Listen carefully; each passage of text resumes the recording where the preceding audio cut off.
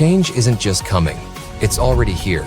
This is Ask for Change podcast, hosted by leadership expert Meridith Powell, brings you weekly conversations with leaders and experts who are redefining success in a world of disruption.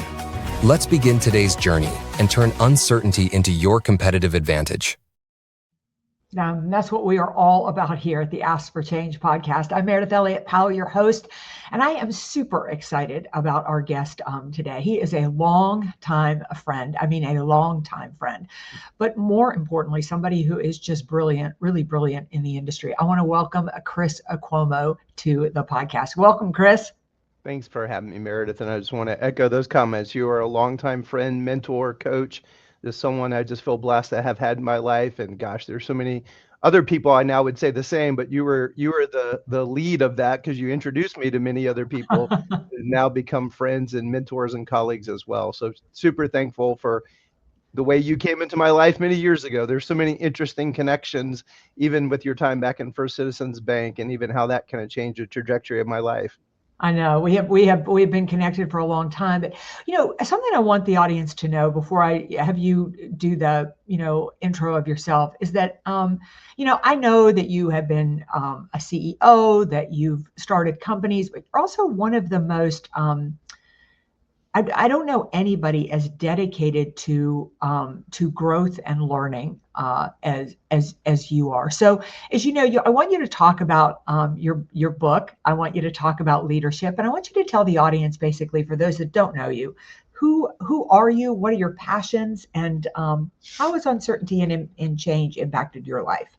Wow. Well, thanks, Meredith. Well, first off, I'm a husband and a dad of 5 kids. I have my amazing partner, Disha, my wife, and we have 5 amazing kids. I actually married off our oldest son, and so I actually did the ceremony. That was super special. In fact, the ceremony was on the same beach where I proposed to my wife, and now we have our 2 other boys engaged. So it's a really awesome season of life. From a vocational standpoint, I'm a CPA by trade. I worked for KPMG, Pete Morwick, straight out of college. Just amazing experience. Really kind of grew up in corporate America in an early age. And so after KPMG, worked in the Fortune 50 world in a company called Cooper Industries that had an executive development program, traveled all over the world. And for a little Southern boy from South Louisiana, it just was amazing life experience working in other cultures. I worked in France and Switzerland and Germany for like months on end. And so it's just great life experience. But faith is a large portion of my life, and I had kind of a spiritual renewal, and I was climbing the corporate ladder, and kind of that Stephen Covey quote many years ago, you may be climbing that ladder, but it could be actually leaning against the wrong wall. And that quote just was really haunting me. And my wife was from Pensacola at the time. We were living in Houston, but I was traveling internationally. And she pointed to the Help Wanted ads, and she said, "I don't know why, but you're supposed to look at this." And that was actually a hospice. So at the age of 25, I became the CFO for a hospice in Pensacola, and I fell in love with just healthcare and hospice in particular. Now, backing up just for a second, my very first job at KPMG, they poured a ton of leadership training into us as very young people. I was pretty young when I graduated from college. My first leadership book was Stephen Covey, The 7 Habits. And so that hunger for leadership and learning, luckily, was embedded very early on. I had some amazing mentors at KPMG, Pete Morwick.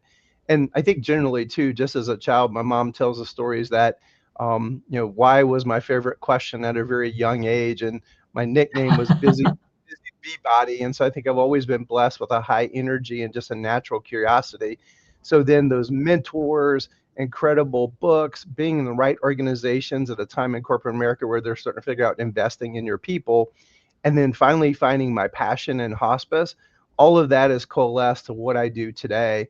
And so I'm the CEO of 2 companies, Teleask Consulting Group. We work with lots of different organizations, but still a lot of healthcare and hospices. And then Teleask Collaborative Network, which is like a co-op of community-based nonprofit hospices. And the cool thing is we don't own these hospices. So it's almost like a co-op. So we have influence and we don't have authority. And it's a really interesting way to create value. And really what it comes down to is pouring into our people who pour into the people in these hospices and trying to help them improve outcomes locally, because what they do from a mission standpoint is super important. And then you kind of touched on my book. Yeah. About 2 years ago, I was probably tired of frustrating people. I'm a bit of a geek. As you said, I'm always learning, I'm always growing, I'm always reading. And people would say, "Hey, Chris, I know you're always reading something. What would be a book I would start with?" And I could never give them one. I'd like, well, go with these five. And I just see that look on their face. They say the typical CEO has about 20 books in their bedstand and they won't read one of them. And so finally, I wrote the book where I feel like just start here. I'm a CPA by trade again. And so, really good CPAs take a whole bunch of information and they organize it in a way that is really a whole bunch of data, if you will, and they organize it in a way where it becomes information. In a way, that was my offering via this book. It's like a meta framework for what is leadership, hence the term, the anatomy of leadership. And just like if you're going to go in any healthcare occupational field, they're going to teach you human anatomy. Well, that was the metaphor that I went for with this book. It's like a meta framework, almost like a table of contents for what is leadership. And you nailed it again about just my hunger for learning and growth. There's, again, lots of reasons why it's still that. I had another mentor later in my life, Dr. Lee Thayer, and he would say, learning equals growth and growth equals life. And that adage just, Yeah. I just totally bought into that. Again, kind of a coalescing of a lot of things in my life. And so I'm always learning, always growing. So we then launched the podcast called The Anatomy of Leadership, of which you've been a wonderful guest and even some of your friends, because the idea of the book is a table of contents, right? You say it's probably 1 foot thick, but also 20 miles wide. Yeah. Now, via that podcast, I bring amazing guests and I'm learning and growing even via the podcast. One thing that I just love about the anatomy of leadership is that to me, it's the foundational pieces.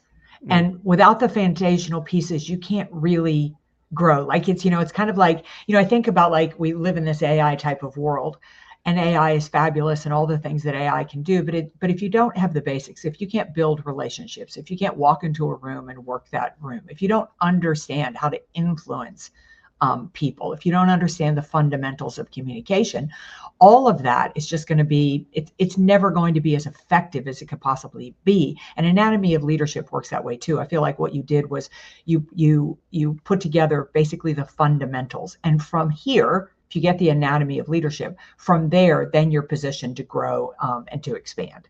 That's exactly right. And I love what you poked on, because I, like you, I'm super enthusiastic about AI, but as with anything, there is always a shadow side. And the shadow side of AI is the facade of, I've actually mentioned this in our recent podcast as well. Like you could literally kind of AI anything, right? And you could get this amazing outline and it gives you the false impression, well, now I have mastered that subject. No, you just have a much easier way to grasp something. But true mastery is a journey. It's in the actual improvisation and the actual doing and the execution. And so you're so right. The fundamentals is to give you the fundamentals to enable you on a day-to-day basis to become masterful at it. AI can be an absolute accelerator. It's a gift, but it's not a panacea. It's not like the Matrix where you could download it, at least not yet. Yeah.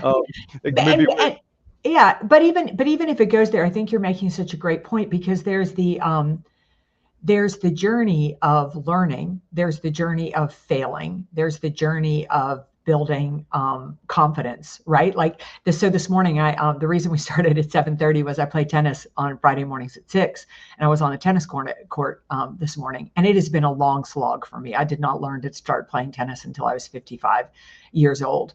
And I have failed. Oh my God, I have failed so much. But today morning I played really well. I hit everything really well. And there's so much, like I would never have the sweetness of that had I not had that journey ahead of it.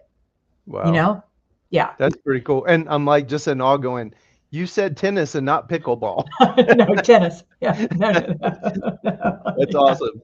Exactly. So listen, basically I'm on a mission in life. I mean, I really am mission driven now. I want people to start to believe that uncertainty always leads to opportunity, that if they could lean into the shifts that are happening in the marketplace, their greatest life, their greatest purpose will be just beyond the obstacle in front of them.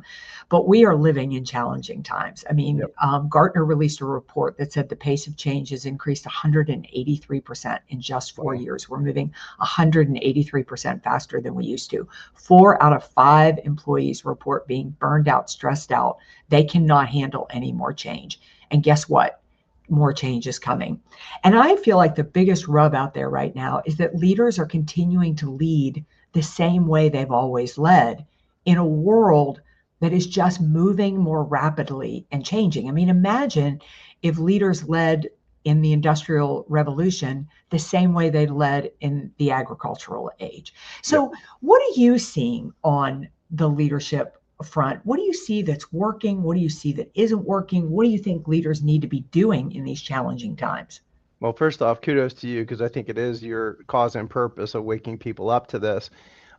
Hey, I'm a bit of a history geek as well, and about every 100 years, there's a huge Yeah. bolus of change, and we were alive at that time. I have a funny slide that I use quite frequently. Is it's a 1900 on the street in Chicago, and it says, "Can you find the one car?" And 10 years later, same street, and it says, "Can you find the one horse?" So totally flip Wow. within 10 years, and it's a good visual. We go, "Oh, that's cute." No, we're alive at one of those times right now. In fact, what we've tried to do internally, Dr. Thayer, again, my mentor, is all about lexicon, which is literally the words that we use. So we've tried to actually banish change from our lexicon, and rather we talk about the innovation. In fact, this year we actually came up with a new word, which is maintain ovation, which is like, sometimes the work that we're doing, which we're always improving. So it's got kind of that improvement and that maintenance. So think about the lexicon within your organization, because quite often when people bring up the word change, it just has that negative feeling connotation because of the pace, everything you're talking about, the burnout, etc. I love how you're just flipping it, going, ask for change. Yes. And I think like when you're asking about, okay, well, what do leaders do with this? I think it's an interesting, it's almost like I'm going to sound like I'm speaking two different ways. One is don't forget the fundamentals. And that may feel like, oh, well, you're saying do what I've always done. Well, I don't know. Do you really know what the fundamentals are? What you may have been doing may have come out of bad habits, something you've seen somewhere else. So make sure you're building your house on a strong foundation of good fundamentals. That would be the first thing. But then the second thing, I'm a student of leadership, always reading, researching, bringing other podcast guests. And there are two opposing views.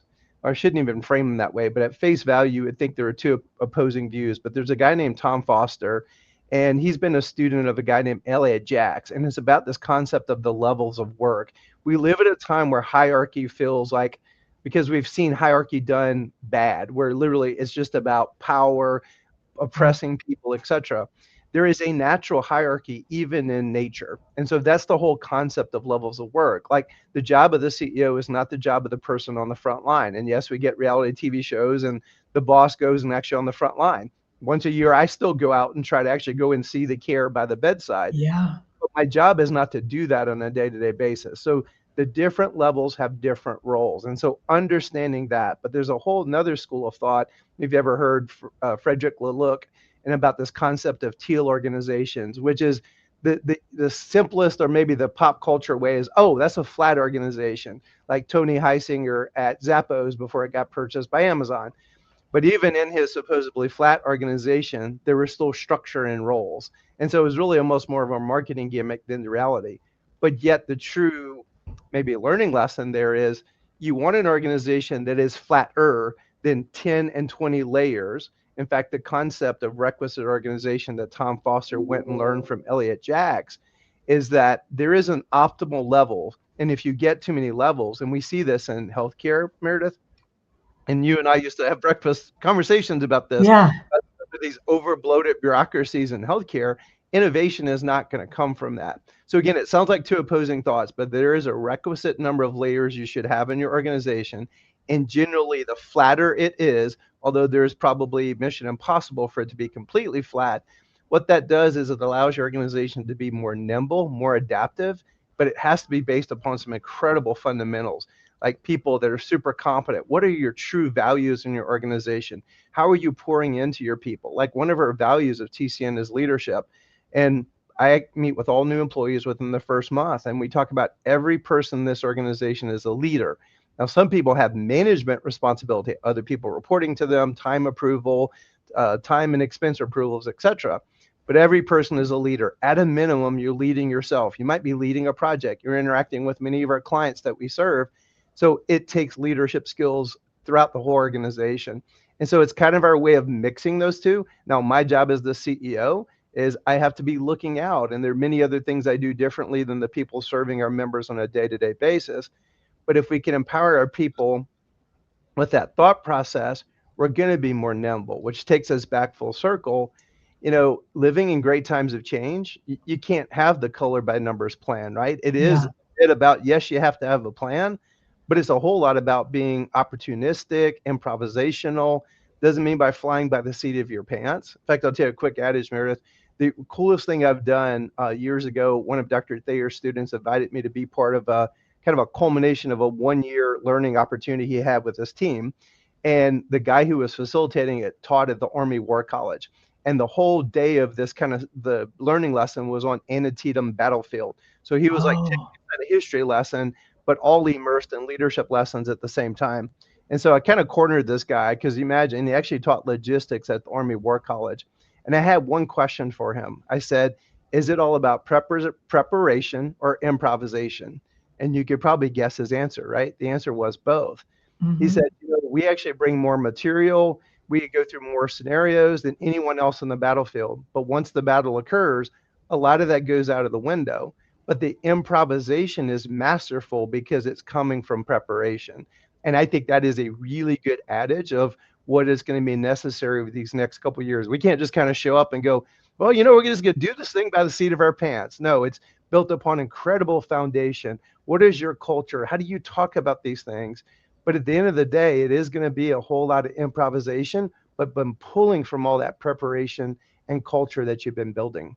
Yeah, when you think about it, I mean, really, life really works that way. I mean, think about going on a sales call. I mean, you prep for it, but the truth is anything that could happen in the middle of that sales call, any sports game you play. I mean, professional athletes practice like crazy, but at the end of the day, they don't know what's going to happen in, in the match. And so what, so I'm curious, and because I'm really fascinated by this, that why we continue as human beings, but I'm going to use leaders as the example, we're continuing on a treadmill to do things that are not working. And we know they're not working. I think the statistic, I'm loaded with statistics because I've been researching this quite a bit, but I think only 36% of employees today feel that their company is prepared to handle the change and is giving them the tools they need to be effective to manage the amount of change that is coming at them.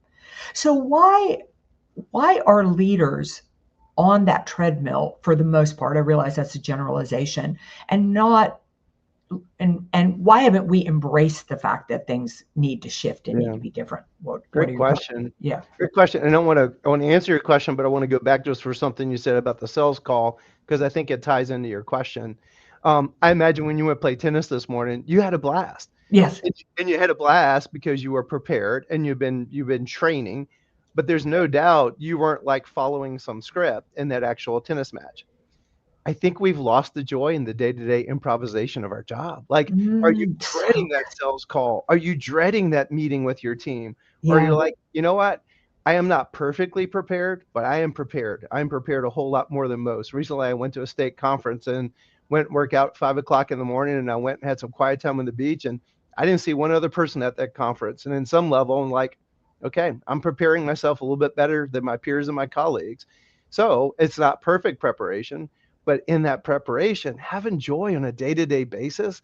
And I think it comes back to your thing, Meredith, is that, employees are like, I don't think my employer is prepared. Well, you turn on social media at night and all the Yeah. crazy commentary, and then you look at your organization and go, I don't think they're prepared. Well, there's probably no perfectly prepared organization, but can we just make it fun?